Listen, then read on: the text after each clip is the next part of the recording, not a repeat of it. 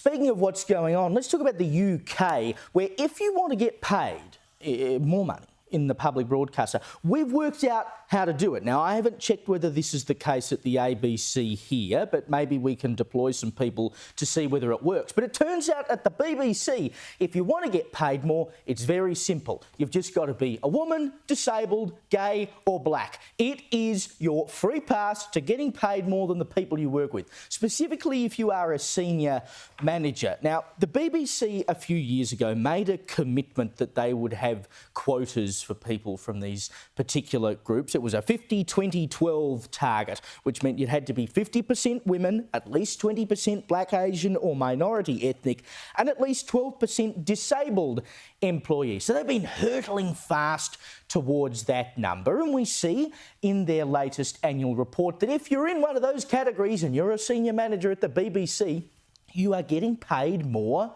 than men or non-disabled people or straight people or white people at the BBC, because we know that discrimination is good as long as it goes to minorities. Women are paid 5.7% more if they're a senior manager at the BBC than men are. Disabled senior managers are paid 8.4% more than non-disabled people. Black, Asian and other ethnic minorities, 12.6% more. And if you happen to be LGBTQ+, you get a whopping 15.6% more than you do if you are a straight person.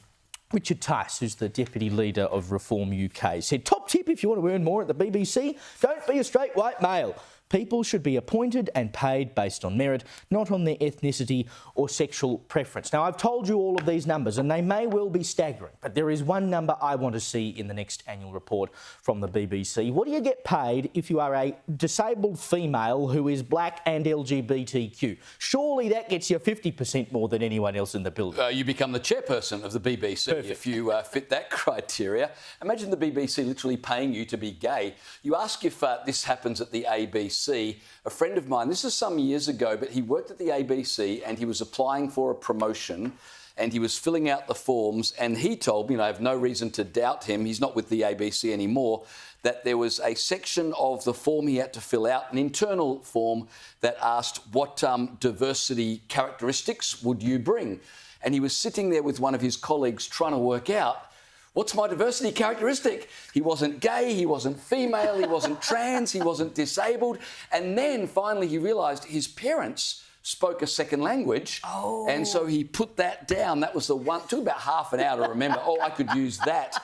But literally he wasn't filling out his resume in terms of he had this experience, he had these abilities and talents. It was trying to work out what is it about me that would tick that box. Why not? And could you imagine any other industry? I mean, would you fly on an aircraft where they said specifically we need 12% to be disabled or, 20% to be Asian, or would you go for surgery where they had quotas for surgeons to meet certain diversity characteristics? And yet this is all through the UK. Just this weekend, the Crufts International Dog Show, which I'd not heard about before, Kayla, but apparently it's a big deal. It sounded like your scene, I thought. It's the biggest dog show in the world. They get 9 million viewers. Ooh. It's been running since 1891. And wow. Channel 4, they chose Ellie Simons, who's probably a lovely young lady. She's a Paralympian.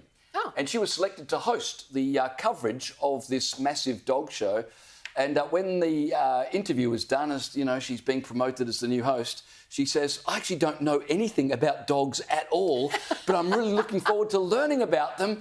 She was clearly appointed because she's a former Paralympian. Nothing to do at all with having any expertise to lead the coverage of dog show. And what a shame for all the people out there who would have been qualified up the wazoo for that very job, love dogs, have religiously watched this competition every single year since they were a kid.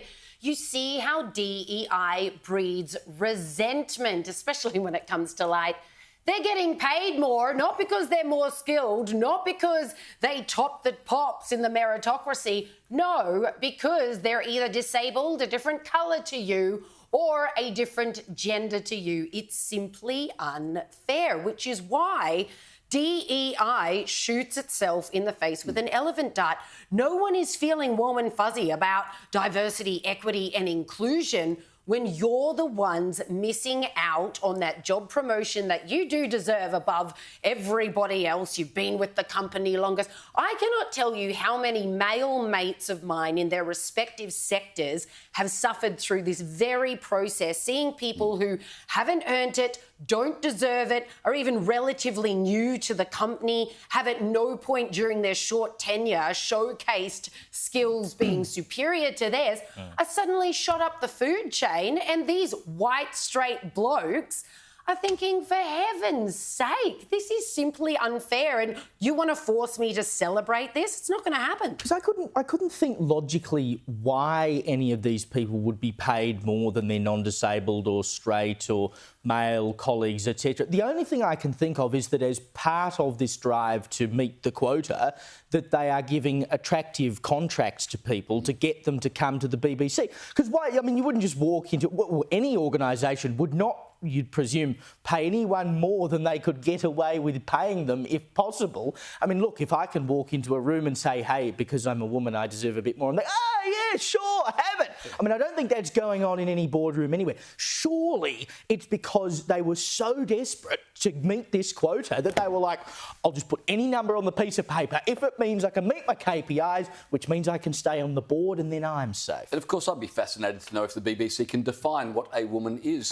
But I mean, this stuff is everywhere, Liz. I was reading into the UK Telegraph today, an article. It was the front page of, or the main part of their website, was talking about how they have decided the next James Bond will be a man. No. It's going to be a man. Oh. Yeah. And big headline. And probably British. And he has to come from the Commonwealth. It's going to be a female. I know. No, it's going to be a guy. This was the thing, because Amazon's got the contract now. Okay, is he going to be black and gay, Bond. though? So we've got the male bit down. Yeah. What are they going to do to Bond? Who cares? We're just to thankful make it's a him more man. DEI. It's going to be a man. That's good enough.